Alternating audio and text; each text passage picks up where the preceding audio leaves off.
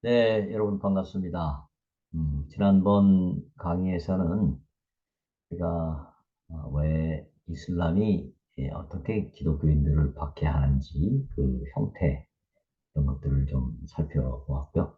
상황이나 형태들을 좀 살펴보았고요. 이번 강의에서는 어, 이슬람이 왜 기독교를 박해하는지 그 주요 원인들을 좀 살펴보려고 하는데요. 사실 이 이슬람이 기독교를 박해하는 원인을 뭐 한두 가지로 쉽게 설명하기는 좀 어려운 면이 있습니다. 예. 그러나 이제 또 우리가 중요한 원인, 핵심적인 원인들을 또 살펴볼 수 있을 겁니다. 먼저 첫 번째로 이슬람이 왜 기독교인들을 박해하느냐? 첫 번째 원인은 아마도 반서구 감정이라고 말할 수 있을 것입니다. 무슬림들의 반서구 감정은 멀게는 1096년에서 시작해서 1291년에 막을 내린 그 참혹한 십자군 전쟁, 그리고 19세기 서구에 의한 식민 통치 경험, 그리고 그 이후에 다양한 역사적 경험 등에 그 뿌리를 내리고 있다고 볼 수 있습니다. 특별히 이스라엘의 건국 과정에서 철저히 이스라엘 편을 들어준 영국과 미국, 이런 서구 국가들을 보면서 아마도 서구에 대한 큰 적개심을 갖지 않았을까 이렇게 분석하고 있습니다. 한 무슬림 지도자는 미국의 그 기독교 방송 네트워크 CBN과 인터뷰에서 이런 얘기를 한 적이 있습니다. 이스라엘은 서방 국가들과 미국이 심어놓은 암세포다.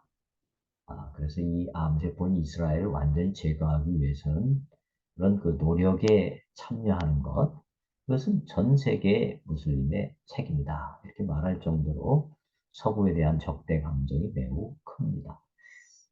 서구에 대한 이러한 적개심, 적대 감정, 이런 것은 결국 이제 기독교인들에 대한 적개심으로 연결이 되어지죠. 왜냐하면 이제 기독교와 서구가 거의 동일시 되는 것이죠. 근데 사실은 서구가 다 기독교 국가는 아니고 기독교 지역이라 해도 이제는 뭐 많이 세속화되어서 기독교 껍데기만 남은 경우가 많기 때문에 서구와 기독교를 동일시하는 것은 정확히 맞는 것은 아니죠. 그러나 이제 어찌됐든 이슬람권에서 볼 때는 서구를 기본적으로 기독교 문명권으로 인식하면서 서구와 기독교를 같이 배척하는 그런 경향이 있습니다. 그래서 서구의 암세포인 이스라엘을 몰아내고 서구의 앞잡이로 여겨지는 자국 내의 기독교인들을 몰아내는 것이 무슬림들의 당연한 의무다 이렇게 생각하는 경향이 강하게 있습니다. 두 번째는 이제 원리주의자들의 증가와 선동이죠. 이 기독교를 직접적으로 핍박하고 박해하는 이런 사람들은 대부분 원리주의자들이 많죠. 네. 이슬람 국가는 1400년 전에 그 이슬람 법체계인 샤리아를 그대로 오늘날에도 그대로 실천하고자 하는 경향이 강합니다. 그렇기 때문에 합리성과 개방성과 근대성을 멀리하고 그런 이유 때문에 사회가 합리적으로 발전하지 못하는 경향이 있습니다. 아울러 이슬람 국가들은 대부분 종교와 정치가 아주 긴밀하게 밀착되어 있고 또 그 이슬람이라고 하는 종교를 정치가들이 어떻게 보면 후원해주고 인정해주고 또 정치가들은 그 독재자들을 또 옹호해주고 이러면서 독재가 아주 심하고 그로 인해서 부가 특정 계층에 몰리면서 사회 빈곤이 매우 심한 그런 상황입니다.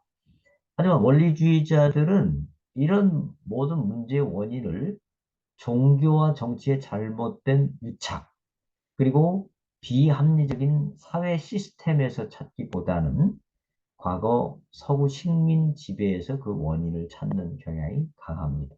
또 서구로부터 들어온 퇴폐주의, 이혼, 동성연애, 마약, 술, 담배 이런 게 우리를 불행하게 한다. 이거는 일정 부분 맞죠. 이건 서구가 반성해야 될 겁니다. 퇴폐류, 이혼, 동성애, 마약, 술, 담배. 그래서 이제 그런 것들을 몰아내야 된다라는 주장인데요. 어, 결국 이런 그 사고방식 위에서 원리주의자들은 자기들을 억압했고 또 부정적인 폐해스까지 가져다주는 서구, 이 서구를 완전히 몰아내는 것이 무슬림들이 살 길이다. 또 그 서구와 연관된 기독교인들을 몰아내는 것이 살 길이다. 이런 생각을 가지고 있습니다. 그래서 원래의 이슬람으로 돌아가자. 이런 모토를 내세우고 철저한 이슬람 율법 준수를 강조하면서 이것의 실천을 위해 사람들을 선동하고 정치를 그 방향으로 나가도록 만들기 위해서 모든 수단을 동원하고 또 그것을 정당화합니다. 이들은 개인이든 국가든 자기들이 생각하는 기준에 미치지 못하는 상황, 이것을 참지 못합니다. 얘들은 무슬림 정치 지도자들이 현대화 이런 것을 추구하는 것을 세속화와의 타협이다 이렇게 생각하면서 분노합니다. 얘들의 분노는 단순한 감정으로 끝나지 않고 정치가들과 이슬람화에 방해가 된다고 여겨지는 자들에 대해서 직접적으로 이제 테러를 가하게 되는 것이죠. 또 이런 그 원리주의자들의 영향력이 매우 강하기 때문에 온건한 무슬림들 또 정치가들은 이런 사람들의 요구를 무시할 수 없죠.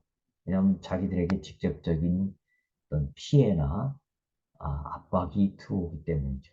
그렇기 때문에 이제 원리주의자들은 기독교인들을 온갖 흉악한 방법으로 박해하는데 정부나 온건한 무슬림들은 이런 핍박을 거의 뭐 묵인하거나 은근히 동조하기 때문에 기독교인들에 대한 박해 문제가 쉽게 끝나지 않고 있습니다. 세 번째는 꾸란에 대한 순종입니다. 이슬람은 꾸란에 대한 순종을 매우 강조하는 종교죠. 아도니스라고 하는 학자는 이런 얘기를 했습니다. 인간은 꾸란의 내용을 변형하거나 대체할 수 없습니다. 인간은 오로지 꾸란을 믿고 꾸란에 복종하며 꾸란에 따라 실천할 의무만이 있습니다. 이렇게 말했습니다. 예, 이런 게 바로 이제 이슬람의 특징이기 때문에 원리주의자들은 더욱 철저하게 꾸란을 순종하려는 이런 사람들이죠. 또 온건한 무슬림들은 원리주의자들처럼 철저하게 꾸란을 순종하지 못하지만 그러나 꾸란에 순종해야 복을 받는다는 믿음이 있기 때문에 기본적으로 꾸란의 명령을 가능한 순종하려고 합니다.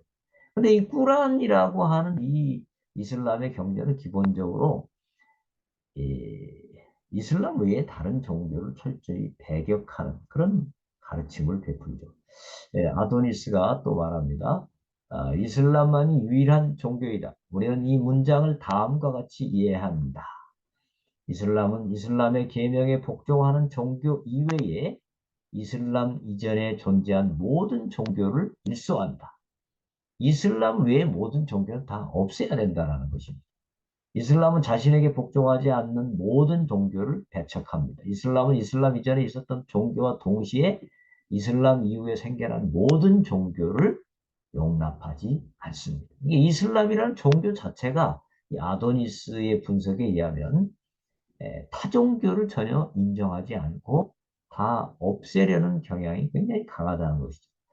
그 예를 살펴보면 꾸란 8장 39절에 이런 말이 있습니다. 소동이 없어질 때까지 그리고 모든 종교가 안락계로 귀일할 때까지 그들과 싸움을 계속하라. 왜 소동이 있습니까?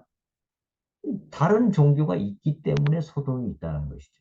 그래서 모든 종교가 다 알라 앞에 무릎을 꿇을 때까지 싸움을 하라. 즉 지하들을 하라라는 말이죠. 이런 이유 때문에 이슬람 역사를 살펴보면 이슬람으로 개종하지 않으려면 두 가지 선택이 있었습니다. 하나는 불신자로 남아서 철저하게 배척되거나 처형되는 이런 선택이 하나 있고요. 또 다른 하나는 이슬람 정권에서 살아남으려면 세금을 내야 되는 이런 선택을 해야 됩니다. 그리고 세금을 내는 것도 굉장히 아주 굴욕적입니다. 아, 세금을 내는 것도 억울한데 여러분 세금이 얼마나 내는 게 참 부담스럽습니까? 그런데 세금을 내는 것도 억울한데 세금을 내러 가면 그 세금을 받는 사람이 세금을 받고 난 뒤에 그 세금 낸 그 비무슬림의 뺨을 때리면서 굉장히 모욕적인 행위를 했습니다.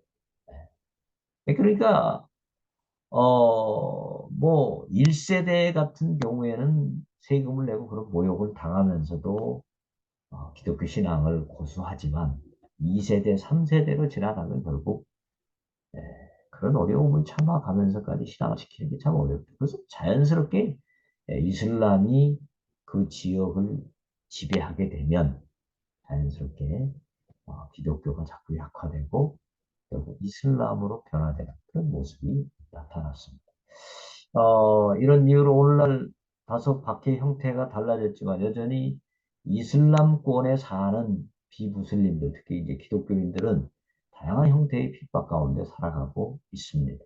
특히 꾸란에서 명하는 세계 이슬람화의 가장 큰 장애가 되는 자들이 바로 기독교인들이기 때문에 이들을 방해물 또는 적으로 간주하고 이들에 대한 핍박을 또 박해를 가하는 것을 신실한 무슬림들에게 있어서 의무로 생각되는 것입니다.